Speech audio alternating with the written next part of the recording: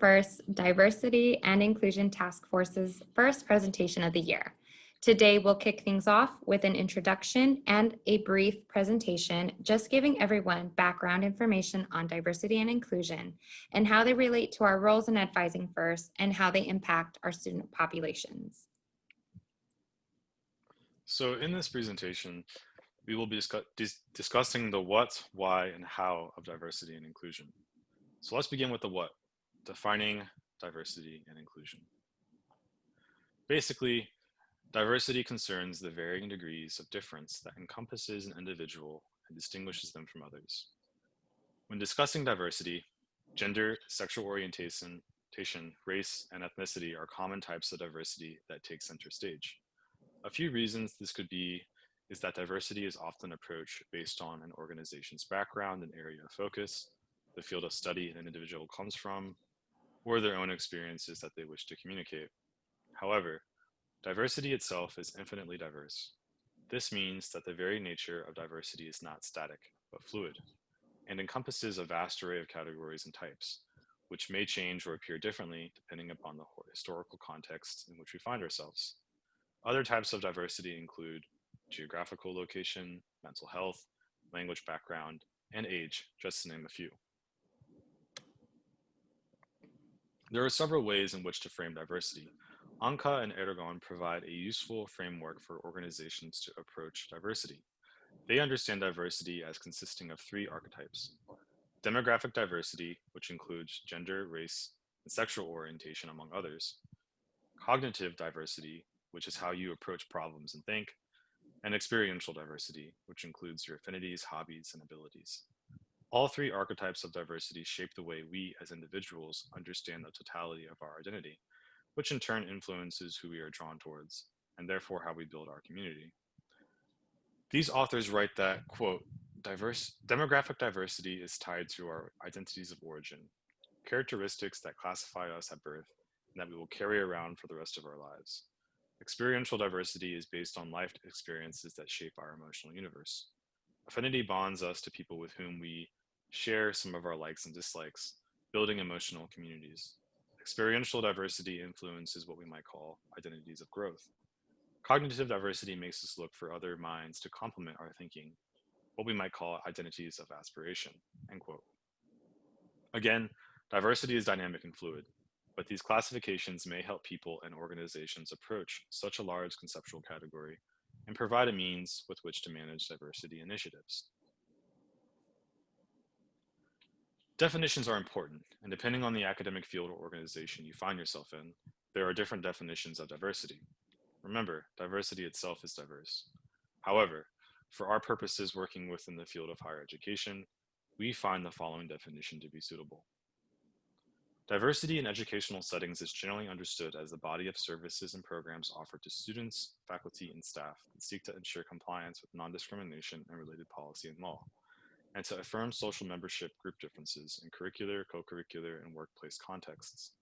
While there are many other definitions of diversity even within the field of higher education, we chose to go with this one, as we felt that at Florida State University, we can explicitly see this definition at play in the many campus organizations, support centers, and multicultural centers. Moving on to the second part of the what of diversity and inclusion, we are now going to turn to the category of inclusion. So just to preface, inclusion is the extent to which individuals and groups feel safe, welcomed, heard, and supported. This means that inclusion or inclusive initiatives are person-centered, create a safe space, promote dialogue, and build trust.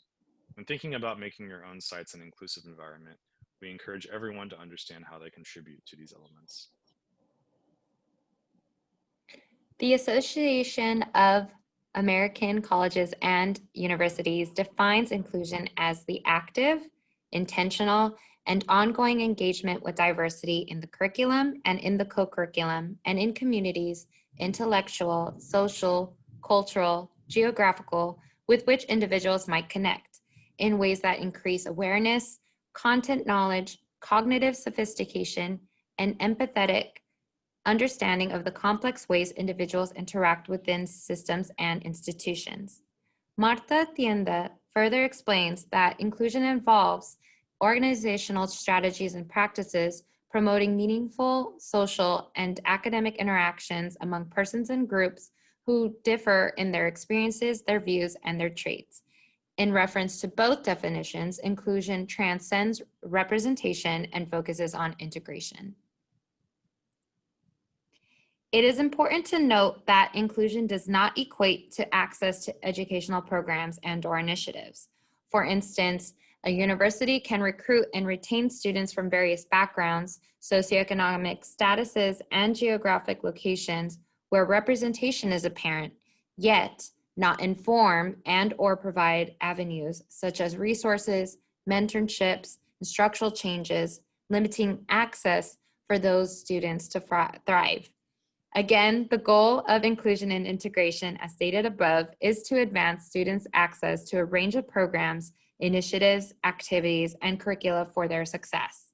Another goal of inclusion develops individuals' ability to express themselves authentically via cultural diversity competency. So why is diversity and inclusion important to know? Florida State University's mission statement and core values incorporates these standards. In its mission, the university is dedicated to excellence in teaching, research, creative endeavors, and service. The university strives to instill the strength, skill, and character essential for lifelong learning, personal responsibility, and sustained achievement within a community that fosters free inquiry and embraces diversity. In its core values, we value an engaged community where this makes FSU a welcoming place where people discover others like themselves while also connecting to and learning from classmates and colleagues of vastly different backgrounds and experiences. We also value dynamic inclusiveness, where a richly varied community arises not only from the diversity of people it includes, but more importantly, from intentional efforts to create a strong sense of belonging that encourages deep and high quality connections. So why is diversity and inclusion important to staff? As advisors and college life coaches, our jobs entail almost nonstop student interactions, and many of these students come from diverse backgrounds, which is to say that no one student is the same. Our job responsibilities involve creating that safe space so that we can connect with students, provide support and challenge them, and aid in their overall holistic development when it comes to their personal, academic, and professional goals. Helping students to feel empowered is the name of the game. And it goes without saying that we need to promote an inclusive environment at our sites so that students feel their diversity is respected. Developmental advising and the skills within the coaches model certainly aid in navigating student conversations, but without the role of diversity and inclusion, many of the goals therein may not be reached. It's also important to remember that one of our overarching goals is retaining students at the university. So while thinking about how the elements of developmental advising and the college life coaching skills aid in that endeavor, we invite everyone to consider how diversity and inclusion also lends itself to this very same goal. Speaking as a college life coach myself, I meet with vulnerable student populations who are at a high risk of attrition daily. Understanding and supporting the ways in which students identify themselves and how they navigate college life through that lens is important for me to be able to support them appropriately. According to the Office of Planning, Evaluation, and Policy Development Office of the Undersecretary at the U.S. Department of Education in 2016, diverse learning environments help students sharpen their critical thinking and analytical skills, prepare students to succeed in an increasingly diverse and interconnected world, break down stereotypes and reduce bias, and enable schools to fulfill their role in opening doors for students of all backgrounds. Students will learn and develop strategies to navigate life or daily situations. In college, students may ask the following questions. Where do I belong? Where do I fit in? So students join campus organizations, volunteer opportunities, internships, Greek life, and so on, and they find and develop authentic relationships with staff, peers, or faculty. They may also ask, what value do I have to society? They identify their greatest passions, strengths, and weaknesses and develop their own definition of success. Again, they can also ask, how can I help myself or other students go from A to Z? Students learn to have uncomfortable conversations, expand their perspectives about a situation, and create innovative solutions with others. Ultimately, students can play an integral role in empowering and giving space to others. They'll ask more questions like, who is missing from this conversation? Who can we nominate for this student leadership position? Can I help create a campus organization that promotes my affiliated group and offers a variety of opportunities? Or what can I do to ensure that this student is heard, welcomed, embraced, and celebrated? And because of diversity and inclusion, students' experiences and encounters with others may continuously help challenge or support their biases, ideals, morals, and/or perspectives. One of my favorite professors in graduate school expressed that one cannot define itself without the other. Our hope is that students take a step back, reflect, and recognize that others help mold their identities. Our goal in higher education is to widen their perspectives and foster their growth. Overall, students are unique individuals with feelings, thoughts, and beliefs. They come from an array of cultures and backgrounds, walks of life, and experiences. As they navigate college as young adults, they invariably explore the intersections of their identity or identities and develop lifelong skills to overcome injustice, discrimination, and societal pressures. It's important for staff and faculty to be up to date on current events as they do impact our students. And we want to ensure that we're providing a safe environment where we can connect to our students. So moving on to the how. How will we support our goal in promoting diversity and inclusion? And what can you expect? So in promoting diversity and inclusion, overall, we want to foster a culture and climate of inclusion that recognizes and celebrates diversity. We can all do this in several ways, but here we want to highlight 3 ways we want to accomplish this objective. The first way is through expanding awareness of the various training opportunities that are offered by the university.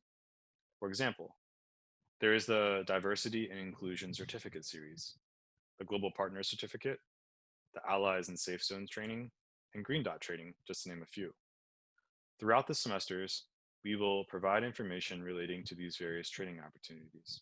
However, if you want to explore them yourselves, we encourage you to check out the Human Resources training page, as well as the resources posted on the Globes and Center for Social Leadership and Change websites. Our next mission in supporting diversity and inclusion is to increase cultural competencies and awareness by celebrating diversity in the upcoming months.